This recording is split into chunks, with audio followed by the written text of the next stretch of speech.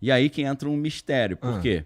Adoro mistérios. Vamos lá. Várias vezes na história, né, os Estados Unidos entraram em guerras devido a eventos, cisne escuro, por exemplo, cisne negro, eventos assim atípicos, né? Vamos dar alguns exemplos básicos da história. Estados Unidos só tá acontecendo a Segunda Guerra Mundial na Europa. Por que os Estados Unidos vai se envolver com isso? Aí eles pararam de mandar petróleo pro Japão, o Japão ficou chateado e atacou Pearl Harbor, no Havaí. Aí eles entraram, me atacou, eu entro. Existem algumas teorias com uma certa fundamentação que Pearl Harbor foi um negócio que os Estados Unidos fez, o famoso stand down, que é tipo assim, deixa acontecer, pra gente ter uma justificativa. Vamos fingir que a gente não sabia, porque muitas das embarcações mais poderosas, os Estados Unidos tiraram de Pearl Harbor antes do ataque. Então parecia que ele já tinha uma pré-ciência. Então, assim, para entrar na Segunda Guerra, Pearl Harbor. No caso da Guerra do Vietnã, por exemplo, o que os Estados Unidos vai se envolver com a guerra lá no Vietnã, lá do outro lado? Aí o que acontece? Uma embarcação americana tá lá dando um passeio ali no famoso Golfo de Tonkin. Aí eles falaram, pô, eu tava aqui de bobeira, só olhando a paisagem, tirando as fotos, e jogaram torpedo em cima de mim. Aí chegaram pro Congresso, fomos atacados lá pelos vietnamitas, a gente não queria entrar, mas vamos ter que entrar. Em 2003, se eu não estou enganado, pela Lei de Acesso à Informação, foram liberados os documentos de que esse ataque foi meio fake, que não rolou muito não, que os Estados Unidos forjou um pouquinho a situação ou provocou os caras para poder ter um argumento para entrar na guerra. Agora, guerra ao terror ali que começou com 11 de setembro, né? Já havia um desejo já antigo de ter uma justificativa para levar os Estados Unidos numa guerra contra o Iraque, né? O interessante é que Netanyahu já, muitos anos antes, ele estava falando, a gente tem que atacar o Iraque, depois de atacar o Iraque a gente vai atacar a Síria, depois de atacar a Síria a gente ataca o Irã. Então, parece que tinha um plano já antigo, ele falava muito isso, não só na mídia americana, mas num livro que ele publicou em 1995, falando sobre a urgência dos Estados Unidos encerrarem o terrorismo fundamentalista islâmico, né? Inclusive, tem uma entrevista dele de 2006 com Glenn Beck, uma entrevista na CNN, é fácil de achar na internet, em que ele fala, no meu livro de 1995, eu falei que se a gente não parasse esse extremismo islâmico, eles iam derrubar as Torres Gêmeas. Aí eu pensei, como é que o maluco já tinha dado já cantou essa pedra, né? Esse cara é meio profeta, esse maluco, ou ele sabe muito, né? É lógico que ele sabe muito, ele é veterano do exército americano, do exército israelense. E também não é uma janela assim, não foi uma janela enorme. Estamos falando de 6 anos depois, os caras foram lá e atacaram as Torres Gêmeas. Então, exato.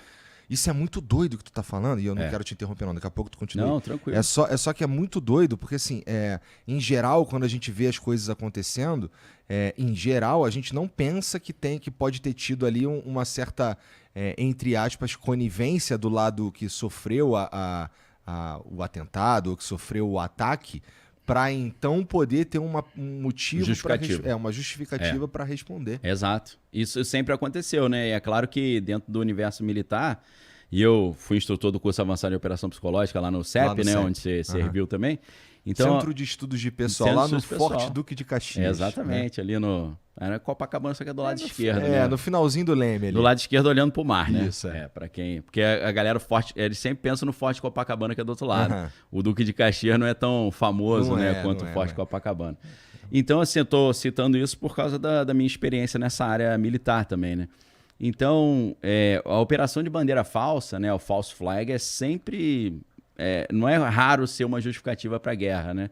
Porque impérios caíram e surgiram durante grandes guerras, né? A gente sabe que a Primeira Guerra Mundial acabou com o Império Austro-Húngaro, com o Império Turco-Otomano, e depois aí a Inglaterra se consolida, né? A França se consolida, a Inglaterra sai como uma grande vitoriosa, mas os Estados Unidos também, porque não tiveram dano ao seu território, né? E os Estados Unidos ficaram olhando ali e falaram, cara, acho que tiver mais uma guerrinha, eu saio como potência global. Não deu outra, né? Segunda Guerra Mundial, principalmente jogando um equipamento que ninguém nunca tinha visto, né? 2 bombas atômicas lá no Japão. Os caras falaram, meu irmão, tá difícil brigar com esses caras, que né? Muita gente argumenta que não teve nem necessidade disso daí, né? Não teve, não. Foi mais um negócio meio que de propaganda, assim, né? E a gente viu no filme Oppenheimer, né? Que é do Christopher Nolan. É filme, mas é calcado em fatos reais. Eles entenderam que eles não podiam jogar uma bomba só. A segunda, principalmente, não tinha necessidade nenhuma. A segunda foi propaganda total. Por quê? A ideia era, eles fizeram uma arma dessa. Será que eles ainda têm outras guardadas? Aí para mostrar que a gente tem outra, eles falaram para a equipe lá, principalmente pro Edward Teller e o Oppenheimer, né? A gente tem que fazer pelo menos 2, né? E o problema foi que junto com o projeto projeto Manhattan, né? Lá no laboratório de Los Alamos, durante a fabricação da primeira bomba atômica, o Edward Teller já tinha inventado a bomba de hidrogênio, né? E a bomba de hidrogênio é muitas vezes mais poderosa, né? E esse que é o problema. A gente já viu bombas nucleares, mas só foi usada nessa guerra, né? Graças a Deus. Graças a Deus, né? 1945. Mas tem uns testes, né? Tem teste. Então, o teste de Castelo Bravo, que foi com essa termonuclear, aquela bomba de hidrogênio. Aí, aquilo ali, meu irmão, é um negócio...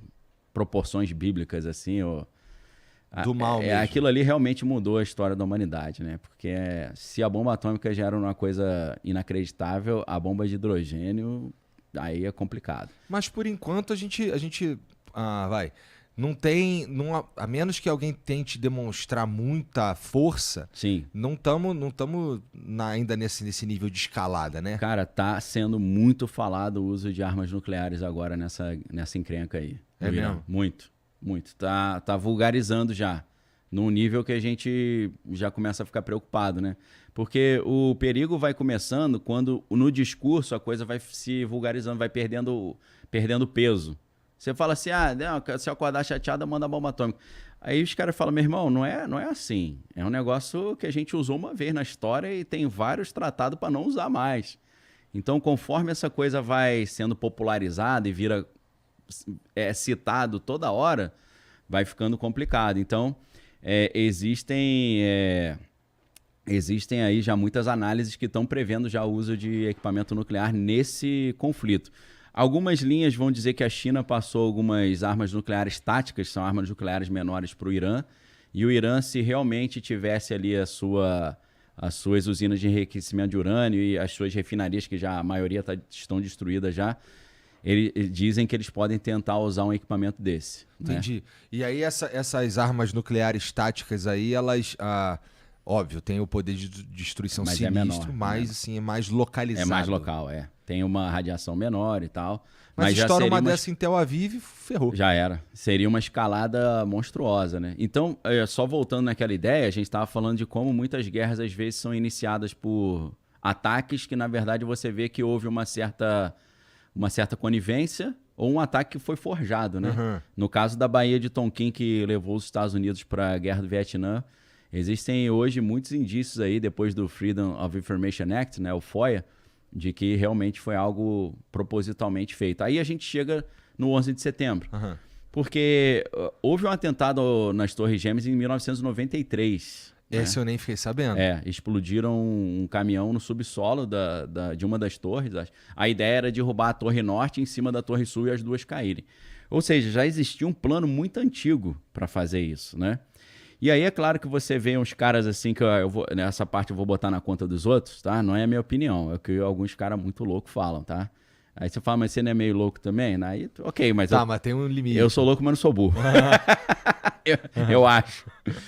Um ex-agente do FBI chamado Ted Gunderson, ele trabalhou para o FBI a vida inteira e depois ele se aposentou, mas não queria ficar parado, montou uma empresa de investigação particular. Uhum. Esse cara acabou investigando o que aconteceu no 11 de setembro. E só para a galera entender, esse cara já quase chegou muito perto de ser o diretor-geral do FBI. Ele chegou a ser o diretor do FBI de toda a Costa Leste. Tinha mais de 1.000... Costa Oeste, perdão. Mais de 1.000 agentes debaixo dele. Então era um cara grande no FBI. E ele entrou no FBI com 17 anos, né? Só podia entrar com 18, mas deixaram ele entrar porque o cara tirou 10 todas as provas. E ele trabalhava com contra-terrorismo. Então era a área dele, né? Ele disse que nas pesquisas que ele fez, isso está nas Gunderson Files, que tem uma pilha de documento lá, que ele descobriu que agentes do FBI tinham convencido alguns muçulmanos a botar essa bomba no subsolo das Torres Gêmeas. Olha. Mas aí, o que é engraçado nessas crônicas, né, e ele traz uma documentação comprobatória, que um dos agentes falou, peraí, mas a gente vai dar uma bomba falsa para eles, né? Aí o superior falou, não, a gente vai dar uma bomba real. Aí falou, não, mas se for uma bomba real, eles vão explodir o prédio. Pô. Não, mas o objetivo é esse.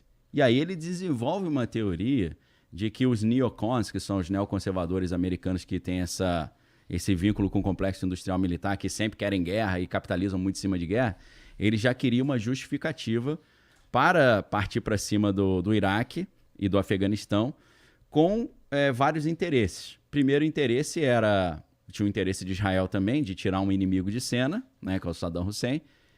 O Netanyahu sempre ia para a Assembleia Geral da ONU e para a mídia americana falar isso. O Netanyahu estudou nos Estados Unidos um bom tempo, fala inglês fluente, né? Então uma parte da história dele é vinculada com os Estados Unidos. Então eles queriam tirar um inimigo de cena, mas eles queriam também o acesso ao petróleo iraquiano, né? Então tem um monte de gente tinha interesse. Tem a galera de Israel, Estados Unidos, geopoliticamente, o pessoal do petróleo. Então a ideia é que eles precisavam de uma justificativa para partir para cima. Então, eles mesmos estavam incentivando pessoas com certos problemas psiquiátricos a fazer algum atentado para falar, aí, ó, viu? Não falei que fizeram alguma coisa? Então, teve em 93, aí, graças a Deus, o prédio segurou o tranco, né? Comprometeu algumas colunas principais ali do prédio, mas ele aguentou a bronca. Pô, esse é muito doido, porque assim, é meio que o cara, ele tá atingindo a própria população dentro. Exato. E assim, esse não tem traição maior do que isso, pô. Muito. Então, por isso tem um monte de gente que fica lá, esse cara tem que ser punido e tal. Então, assim, a teoria do Ted Gunderson, ele investigador do FBI, era aposentado, né? Ele morreu de uma forma bem exótica, né? É mesmo? Morreu como? Cara, eles tentaram matar ele várias vezes, né? Muitas vezes, bomba, tiro. Os caras ligavam pra casa dele e falavam, vai pra casa hoje não, que os caras estão te esperando e tal. E aí, de repente, ele, segundo o Anthony Lutidi, que era o médico pessoal dele, tem vídeo aí na internet à vontade, ele começou a aparecer com a ponta dos dedos escuras e o nariz escuro. E aí o médico fez um estudo, alguns exames e descobriu que ele tinha sido envenenado com arsênio. E o arsênio é um elemento radioativo que gera câncer rápido, né? E eles descobriram arsênio nos talheres da casa dele, nos copos e no carro, espalhado no banco do carro, no volante do carro. E depois de 6 meses ele morreu de câncer na bexiga. Mas isso já foi no final dos anos 90, já tem um tempinho. Então envenenadaço, né? Sabemos que ele foi envenenado. Super envenenado, né? Com comprovação do médico. Caralho. Ele batia de frente com grupos muito poderosos, né? Complexo Industrial Militar, com o Pentágono, batia de frente até com o pessoal de Israel também. Ele disse que o Israel já estava tentando matá-lo e tal. Então, ele, já no 11 de setembro, ele foi o cara que veio à tona e falou, olha, o Mohamed Atta, que foi um dos pilotos, ele foi treinado na base aérea americana com suporte da FBI, pô. De novo, né? Ele estudou aquele atentado de Oklahoma, que a galera até acha que foi uma bomba nuclear tática, porque era uma bomba pequenininha que arrebentou o quarteirão inteiro, cortou metade do prédio, uma coisa horrorosa quem pesquisar nesse atentado de Oklahoma. E ele falou que foi o próprio FBI que botou pilha no cara para fazer isso. Que viagem. Muita loucura, né? Muita loucura, cara. É difícil de acreditar, mas estuda lá. Eu não tô falando que é verdade, mas vale a pena dar Cara, é um calhamaço de documentos, de entrevista, é porque não há um interesse, né, que isso seja divulgado também. Mas é um estudo interessantíssimo. As crônicas de Ted Gunderson, como são conhecidas, né? E vários caras desses que tu cita aqui pra mim, cara, eles sempre morrem de um jeito esquisito, né, por cara? acaso, né? Da última vez que tu veio aqui, um cara que tu falou que me entrou na minha mente, depois eu fui até dar uma estudadinha ali um pouquinho sobre ele, sobre as coisas, foi o Malachi Martin. Malachi Martin. Também morreu Caiu da escada, né? cara? Tomou um empurrãozinho. De algo, sei lá, do capeta. E ele tava indo fazer um exorcismo, né? Então, muito do capeta ou de alguém que não tava gostando, né? Eu acho que ele, antes de morrer, quando ele estava ali no hospital internado, ele falou que um demônio tinha empurrado ele, né? Então, parece que não foi ser humano, acho que foi espiritual, segundo ele mesmo falou, né? Bom, sei lá. Mas um amigo dele, lá americano, né? Ele era irlandês, radicado no Vaticano. Um amigo dele já tinha se assassinado dentro da igreja, tomou uns tiros na cara lá dentro da igreja. Muito sinistro.